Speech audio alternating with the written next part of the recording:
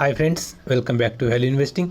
Hindustan Foods Limited ये company contract manufacturing करती है किन किन चीज़ों का, जैसे एफएमसीजी के प्रोडक्ट्स हो गए, होम केयर हो गया, पर्सनल केयर हो गया, ब्यूरेजेस रिलेटेड है। तो ऐसे कई सारे सेगमेंट में ये कंपनी कॉन्ट्रैक्ट मैन्युफैक्चरिंग का काम करती है और जो अपने बड़े बड़े क्लाइंट्स हैं जो कि इंडिया में है उनको एज वेल एज जो अब्रॉड में कुछ होंगे उनको ये कंपनी अपने प्रोडक्ट्स वगैरह सप्लाई करती है। अभी ये जो कंपनी है कॉन्ट्रैक्ट मैन्युफैक्चरिंग करती है तो इनका ओपीएम थोड़ा सा कमी आपको दिखाई देगा। इनकी आज के डेट में 36 EGM थी, ठीक है। डेट देख सकते हैं आप 23 सितंबर 2021। तो यहाँ पे इनकी चेयरमैन का स्पीच हुआ था। मेरे अकॉर्डिंगली अगर आप हिंदुस्तान फूड्स के शेयर होल्डर है तो डेफिनेटली ये वीडियो आपने एंड तक देखना चाहिए, या फिर अगर आप पोजीशन बनाने के बारे में सोच रहे हैं तब भी आपने इस वीडियो को एंड तक देखना चाहिए।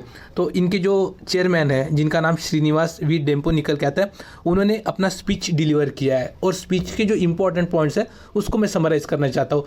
रीज़न क्या है, क्योंकि ये जो पॉइंट्स बोले जाते हैं ना चेयरमैन की तरफ से वो काफ़ी इंपॉर्टेंट पॉइंट्स होते हैं। ये जनरली जो फाइनेंशियल्स है, एक्सपेंशन प्लान है, उसके बारे में ज़्यादातर अब बताते हैं। अगर कंपनी के फाइनेंशियल्स बढ़ेंगे तो डेफिनेटली हमें पता है कि शेयर के प्राइस में भी अच्छा खासा जंप आते हुए दिखाई देगा। तो अल्टीमेटली मुझे लगता है कि आपने इनको सुनना चाहिए, उसके बाद ऑटोमेटिकली आपको जो इनके जो प्लान्स है उसके अकॉर्डिंगली आपको डेफिनेटली रिटर्न मिलेंगे। तो सबसे पहले तो यहाँ पे उन्होंने कोविड रिलेटेड ही जनरली बात करी है, जो भी है मतलब अपने एम्प्लॉय के लिए या फिर जो कॉन्ट्रैक्टर्स वगैरह उनके यहाँ पे है उनके रिलेटेड, उनके फैमिली के रिलेटेड जो इम्पोर्टेंट पॉइंट है वो यहाँ से है, ठीक है। इसको हम लोग रीड करेंगे। सबसे पहले इन्होंने जो न्यू फैसिलिटीज़ वगैरह है ना, मतलब जो नया एडिशन होगा अभी इनके कैपेसिटी में, तो उसके बारे में ज़्यादातर बताया हुआ है। तो सबसे पहले अगर आप यहाँ पे पढ़ेंगे ये वाला पैराग्राफ, तो talking about the new manufacturing facility your company entered into a long term contract during 2020-21। यानी इस साल में इन्होंने एक लॉन्ग टर्म कॉन्ट्रैक्ट किया है। किस कंपनी के साथ वो उन्होंने डिस्क्लोज नहीं किया है, बट एक जनरली लॉन्ग टर्म वाला कॉन्ट्रैक्ट किया है। किसके related? Disinfectant toilet cleaners for national brand. तो ये नेशनल ब्रांड करके बोला है उन्होंने, नाम नहीं बोला है, ठीक है। तो ये टॉयलेट क्लीनर्स जो होता है उसके लिए ये मैन्युफैक्चरिंग करेंगे, ठीक है। इसी के साथ साथ अगर आप पढ़ेंगे the facility setup within 7 months at Silvassa, ठीक है। ये सिलवासा जो है ये आई थिंक यहाँ पे आता है, सिलवासा रीजन जो है ये वापी के नियर आता है, ठीक है। दादरा नगर हवेली का पार्ट है, यानी हम लोग बोल सकते हैं गुजरात और जो महाराष्ट्र का जो बीच में आता है ना दादरा नगर हवेली, वहाँ पे। वैसे तो लोकेशन का हमें इतना कुछ लेना देना नहीं है, बट जनरली मैंने आपको ये दिखा दिया। और यहाँ पे देख सकते हैं कि ये प्लांट जो सेटअप किया ना वो ड्यूरिंग द कोविड रिस्ट्रिक्शंस और लॉकडाउन जब थे वहाँ पे उसी टाइम पे किया हुआ है, ठीक है। और इसका जो कमर्शियल प्रोडक्शन है स्टार्टेड इन सितंबर 2020, ठीक है। तो 2020 में ही ऑलरेडी इसका वाला कमर्शियल प्रोडक्शन स्टार्ट हुआ था, यानी इसको ऑलमोस्ट अभी हम लोग बोल सकते हैं कि 1 year के आसपास कंप्लीट हो गया है। और ramp up to its fully rated capacity, मतलब ये जो प्लांट है पर्टिकुलरली ये जो उसकी फुल कैपेसिटी है उसके ऊपर ऑपरेट कर रहा है। अभी सेकंड पॉइंट जो इन्होंने ऐड किया है, the second facility at Silvassa same location पे which was set up to manufacture surface cleaning liquid. अभी ये जो हमारे टाइल्स वगैरह क्लीनर होते हैं ना उसके रिलेटेड ये बात हो रही है। तो सरफेस क्लीनिंग लिक्विड बनाने के लिए जो प्लांट था, ठीक है, उसका कमर्शियल प्रोडक्शन अभी स्टार्ट हो गया है मई 2021। यानी हम लोग बोल सकते हैं कि जो Q1 2022 था, यानी लास्ट क्वार्टर जो था वहाँ पे ये ऑलरेडी स्टार्ट हुआ है, लेकिन इसका फुल्ली रैंप अप हमें आने वाली यानी इस क्वार्टर में दिखाई दे सकता है।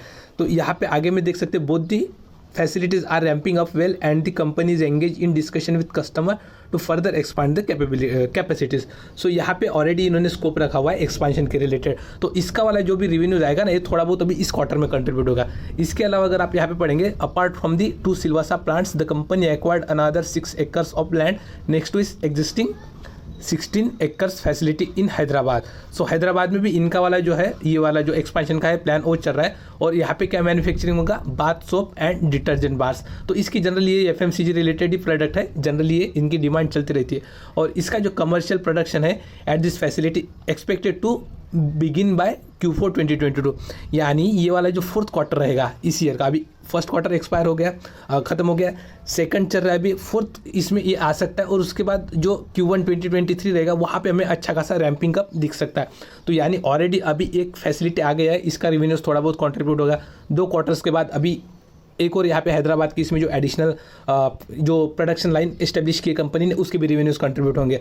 तो आप समझ सकते हैं कि मतलब स्लोली कंपनी की रिवेन्यू अभी बढ़ने वाले हैं, ठीक है।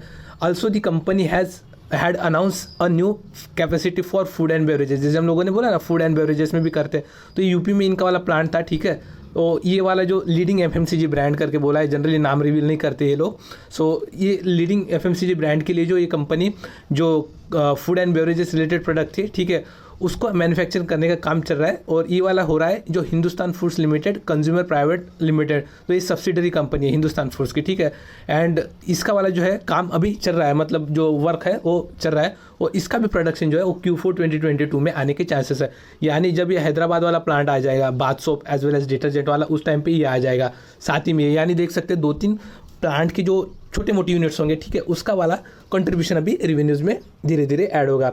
इसी के साथ अगर आप देखेंगे, in addition to the newly commission and planned facilities the composite scheme of arrangement and amalgamation of beverages plant in Mysore. तो अभी ये देखिए 3rd लोकेशन हो गया, अभी ये मैसूर की बात चल रही है, ठीक है। And malt beverages plant in Coimbatore has been approved by the shareholder. यानी यहाँ पे कुछ जो ये वाला है फैसिलिटीज़ वगैरह है, वहाँ पे अमलगमेशन होके यहाँ पे भी थोड़ा बहुत मतलब जो ये है, मतलब जो एग्जिस्टिंग कैपेसिटी है एज वेल एज वहाँ पे जो प्रोडक्शन हो रहा था उसमें कुछ चेंजेस करके वहाँ से भी वैल्यू अनलॉकिंग करने की कंपनी कोशिश कर रही है। और उसके लिए थोड़ा सा इनको जो भी है मतलब अप्रूवल्स की ज़रूरत पड़ेगी, उसके लिए कंपनी अभी भी वेट कर रही है। तो उसके बारे में भी यहाँ पे चेयरमैन साहब ने यहाँ पे अपडेट दिया हुआ है, ठीक है।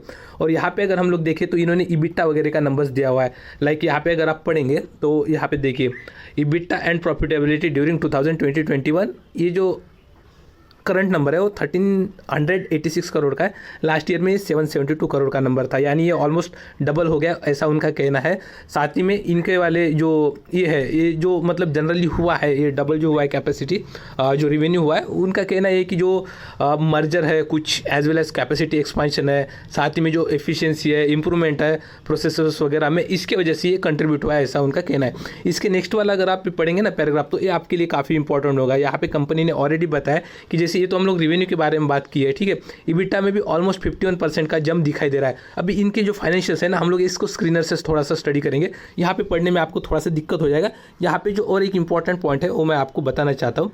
तो अभी के अकॉर्डिंगली आप देख सकते हैं कि इनका इस ईयर का जो रेवेन्यू था वो 1386 करोड़ का था, ठीक है। तो यहाँ पे अभी चेयरमैन साहब ने जो बोला है, यहाँ पे आप पढ़िए, इंपॉर्टेंट है। Going ahead we remain confident of achieving our immediate goal of 2000 crore. यानी अभी ये 1386 है, ये ऑलमोस्ट हम लोग अगर पकड़ ले 1386 से, तो ये ऑलमोस्ट होगा मुझे लग रहा है 138, 50% के, 50 तो नहीं, 40% के आसपास का,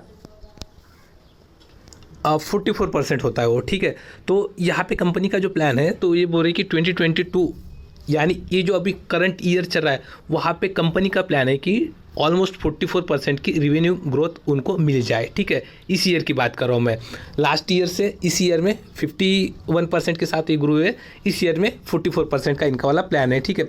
और इसी के साथ साथ इन्होंने जो ये इंपॉर्टेंट होता है, ये के प्लान रखा हुआ है कि in 2025 it is to double the turnover in next 3 years. यानी 2000 करोड़ का जो टर्नओवर रहेगा 2021-22 में, तो इससे डबल करने का capacity with in 3 years, that is 4000 crore के जो प्लान है उनके वाले। यानी 2000 जो 25 रहेगा उसके हम लोग बोल सकते हैं फाइनेंशियल ईयर में, ठीक है। तो वहाँ पे कंपनी प्लान करेगी 4000 करोड़ का टर्नओवर ये कंपनी कर दे, ठीक है। और यहाँ पे bye exploring both organic and inorganic opportunities बोला है। ऑर्गेनिक यानी कंपनी के थ्रू, हिंदुस्तान फूड्स के थ्रू, और इनऑर्गेनिक इन द सेंस कि ये कंपनी किसी को एक्वायर भी कर सकती है टारगेट्स वगैरह मीट करने के लिए, ठीक है। तो यहाँ पे और एक इन्होंने FMCG स्पेस से रिलेटेड एक स्टेटमेंट दिया है कि there is a huge opportunity in FMCG contract manufacturing space and the industry would see tremendous growth in the next 3 to 5 years। तो ये काफ़ी अच्छी बात है कंपनी के लिए भी एज वेल एज हमारे लिए भी। We believe that our differentiated and decentralise business model, अभी ये तो हर कोई अपनी तारीफ करता ही है, to provide model provides an edge to us in capturing the larger market share of this growth. अभी इसको हम लोग इतना डीप में नहीं देखेंगे। यहाँ पे कंपनी ने एक और बोला था, हाँ ये वाला, अवर लॉन्ग टर्म विजन काफ़ी इंपॉर्टेंट होता है कंपनी का। अगर उसके ऊपर अगर कंपनी खरी उतरती तो हमें भी बहुत अच्छा खासा प्रॉफिट होगा। तो यहाँ पे देख सकते हैं, our long term vision is to become India's largest FMCG contract manufacture diversified across product categories. एक काफ़ी इंपॉर्टेंट है, क्योंकि जब डाइवर्सिफिकेशन रहेगा, किसी एक पर्टिकुलर प्रोडक्ट को डिमांड भी नहीं रहेगी, तो अदर सेगमेंट से अच्छा खासा रेवेन्यूज निकाल सकते हैं। तो ये diversification across product as well as diversification across geographies, यानी ये नॉर्थ साउथ ईस्ट वेस्ट हर जगह पे अपना वाला एक्सपेंशन कर सकते हैं, ताकि जो ट्रांसपोर्टेशन कॉस्ट है वो थोड़ा सा कम पड़ जाए और इनको अच्छा खासा सा मार्जिन मिल जाए, ठीक है। इसी के साथ साथ ये नीचे के कमेंट से अभी इसको मैं रीड नहीं करूँगा, अभी हम लोग सीधा फाइनेंशियल्स के ऊपर एक बार डिस्कस करते हैं। कंपनी देख सकते हैं अभी भी आप स्मॉल कैप के अंडर ही आती है, 4200 का मार्केट कैपिटलाइजेशन है। ओवरऑल फाइनेंशियल्स देखें तो ठीक ठाक है, लास्ट ईयर काफ़ी अच्छे थे, बट ये कोविड की वजह से जो इम्पैक्ट हुआ है इसके वजह से इनके वाले थोड़े से फिनेंशियल्स जो है वो डिस्टर्ब हुए हैं, और प्राइस टू अर्निंग रेशियो भी हमें थोड़ा सा अपसाइड देखने के लिए मिल रहा है, क्योंकि इनकी अर्निंग्स जिस तरीके से होनी चाहिए थी उस तरीके से नहीं हुई है, क्योंकि ऑलरेडी मैं इसका शेयर होल्डर हूँ और लास्ट ईयर उससे पहले भी मैं इसको ट्रैक कर रहा हूँ, तो यहाँ पे थोड़ा सा मुझे आइडिया है इसके बारे में। तो जैसे कि मैंने वीडियो के स्टार्टिंग में बताया था कि इनका ऑपरेटिंग मार्जिन जो है 7% to 6% के बीच में रहता है, तो 7 to 8% अगर निकालते हैं तो कंपनी उसी के अकॉर्डिंगली कंपनी की ग्रोथ यहाँ पे दिखाई दे सकती है। ये लास्ट ईयर का था 1386 का, कंपनी ने जो प्लान किया था कि इस ईयर 2000 करोड़ के आसपास आ जाए, तो क्वाइट पॉसिबल है ये आ भी सकता है, अभी उसके ऊपर डिपेंड रहेगा, ठीक है। और यहाँ पे अगर देखेंगे आप ऑपरेटिंग प्रॉफिट 83 करोड़ का था, ये बढ़ के 95 हुआ था। EBITDA जो नंबर है ये वाला 2020 के कंपैरिजन में ये काफ़ी अच्छा जंप था यहाँ पे।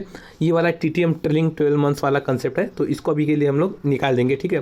तो यहाँ पे 2000 करोड़ का कंपनी का प्लान है, और यहाँ पे अगर देखें तो 6 crore to 12 crore, 12 to 24, 24 to 36, 36 to 43, यानी ग्रोथ वगैरह काफ़ी अच्छी दिखाई दे रही है, क्योंकि कंपनी ने बहुत छोटे बेस से स्टार्ट किया हुआ है। और अगर यहाँ पे ये 2000 करोड़ के अगर जनरेट कर देती है, मान लीजिए 2000 से थोड़ा सा कम भी है, तो उस टाइम पे ये नेट प्रॉफिट किस तरीके का रह सकता है उसको हम लोग एक बार कैलकुलेट करते हैं।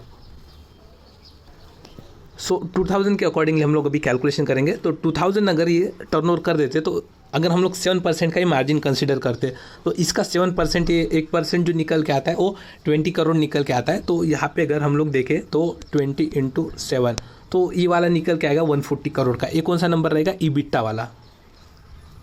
यहाँ पे 95 की जगह पे आपको 140 दिखाई दे सकता है। अगर 6% से अगर रहता है तो ये 120 दिखाई देगा, ठीक है।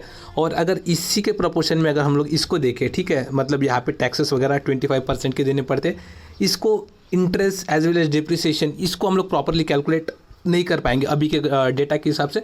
लेकिन अगर हम लोग पास्ट का दो अगर रेशियोज देखें, यानी अगर 56 है तो 23 हुआ था, 83 है तो 36 हुआ था, तो इसके अकॉर्डिंगली हम लोग देखते हैं कि क्या रेशियो निकल के आता है। तो वो रेशियो निकल के आता है ऑलमोस्ट 41-43% का, ठीक है। तो अभी उसके अकॉर्डिंगली अगर हम लोग देखें, क्योंकि इनके पास ये रेशियो ये थोड़ा सा और ज़्यादा भी हो सकता था, लेकिन कंपनी के ऊपर डेट काफ़ी है जो एक्सपेंशन के लिए कंपनी ने यूज़ किया, तो ऑलमोस्ट 15 to 20 करोड़ का जो ये है रिवेन्यूज़ है, उन मतलब जो अर्निंग्स है उनको इंटरेस्ट में ही देना पड़ता है। तो उसके अकॉर्डिंगली यहाँ पे प्रॉफिट्स इनके कंपनी के कम हो जाते हैं। अभी डेट टू इक्विटी रेशियो कम नहीं हुआ है, सो मुझे लग रहा है कि इस ईयर में भी इनको 19-20 करोड़ का ऑलरेडी जो इंटरेस्ट है वो देना ही पड़ेगा। सो अगर हम लोग यहाँ पे अगर देखें तो 120 crore as well as 140 crore का हम लोग देखते हैं कैलकुलेशन। अगर सेल्स 2000 करोड़ के हो जाते हैं, ठीक है, और इनका वाला 7% का मार्जिन मेंटेन हो जाता है, तो 40% के अकॉर्डिंगली ये वाले प्रॉफिट्स निकल के आएंगे 56 करोड़ के, ठीक है।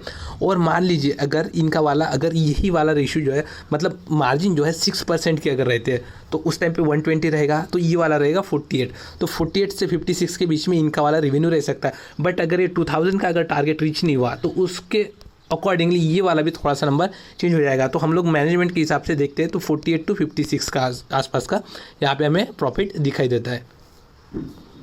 अगर हम लोग 36 के साथ अगर कंपेयर करें तो वो वाला हमारा jump year on year basis पे कितना निकल के आता है उसको भी हम लोग एक बार डिस्कस करेंगे। अगर मिनिमम वाला अगर मैं पकड़ लूँ 46, ठीक है, तो 46 के अकॉर्डिंगली अगर मैं देखूँ तो 46 से अगर 36 निकाल दूँ तो 10 रहेगा, और 10 को अगर मैं 36 से डिवाइड कर दूँ तो ये 27% निकल के आता है। और अगर यहाँ पे हम लोग 54 अगर पकड़ते हैं, सॉरी 54 या 54 ही था आई थिंक, 54 माइनस 36 और डिवाइडेड बाय 36, अगर इस रेशियो से अगर होता है तो यहाँ पे कंपनी 50% के आसपास के जो जंप है पैट में वो दिखाएगी। तो अगर 50% दिखाते तो बहुत अच्छी बात होगी, मुझे भी खुशी होगी, क्योंकि मैं ऑलरेडी एग्जिस्टिंग शेयर होल्डर हूँ इस कंपनी का। अभी हम लोग कंपनी के जो शेयर प्राइस है उसके चार्ट पे आ गए हैं, और यहाँ पे देखें तो कंटिन्यूसली यहाँ पे हमें गिरावट देखने के लिए मिली थी। ये वाला जो पीक पॉइंट था, ठीक है, इसके पहले भी ऑलरेडी कंपनी ने all time high level achieve किए थे, बट ये पीक टाइम जो था ये वाला कंपनी के रिजल्ट के पहले का था। एक्सपेक्टेशन था कि कंपनी अच्छे खासे रिजल्ट पोस्ट कर सकती है, बट Q1 में जैसे सभी कंपनी के अर्निंग्स पे इम्पैक्ट पड़ा है, उसी अकॉर्डिंगली इस कंपनी के भी अर्निंग्स पे इम्पैक्ट पड़ा था, और इस शेयर प्राइस यहाँ पे हमें कंटिन्यूसली फॉलो होता हुआ दिखाई दे रहा था। ये जो 1950 के जो लेवल्स है ना वो काफ़ी अच्छा खासा सपोर्ट है यहाँ पे 1950 और उसके नीचे आपको जितने भी प्राइस पे ये कंपनी मिले आप डेफिनेटली इसमें एकुमुलेशन कर सकते हैं मेरे अकॉर्डिंगली। इसके नीचे बहुत ज़्यादा नीचे नहीं जाएगा मुझे लग रहा है, लेकिन 1800 टू 1950 ये लेवल्स पे जितना भी आपको मिले तो आप इसमें ऐड कर सकते हैं। बहुत ज़्यादा ऐड नहीं करना है, बट FMCG में अगर एक कोई ग्रोथ ओरिएंटेड आपको कंपनी चाहिए जो कि कॉन्ट्रैक्ट मैन्युफैक्चरिंग में अच्छा खासा परफॉर्म कर सकती है। देखिए इसके पास बिजनेस मोड कुछ नहीं है, लेकिन अगर कॉन्ट्रैक्ट मैन्युफैक्चरिंग करती है तो ये वाला बिजनेस नॉर्मली जाने वाला नहीं है, क्लाइंट्स वगैरह मिलते रहेंगे। इसलिए जो है आप ऑलमोस्ट 2% 2.5% अगर चाहे तो एक्सपोजर इस कंपनी को दे सकते हैं आपके पोर्टफोलियो का। उससे कम भी दिया तो चलेगा, लेकिन 2 to 2.5% से आपको मेरे अकॉर्डिंगली तो भी एक्सीड नहीं करना चाहिए, ऐसा मेरा पर्सनल आपको सजेशन रहेगा। आई होप ये वीडियो आपको अच्छा लगा होगा, जो डीप इनसाइड मैंने दी है वो अच्छी लगी होगी। अगर अच्छी लगी तो इस वीडियो को लाइक करें और इस चैनल को सब्सक्राइब करें। Thanks for watching this video.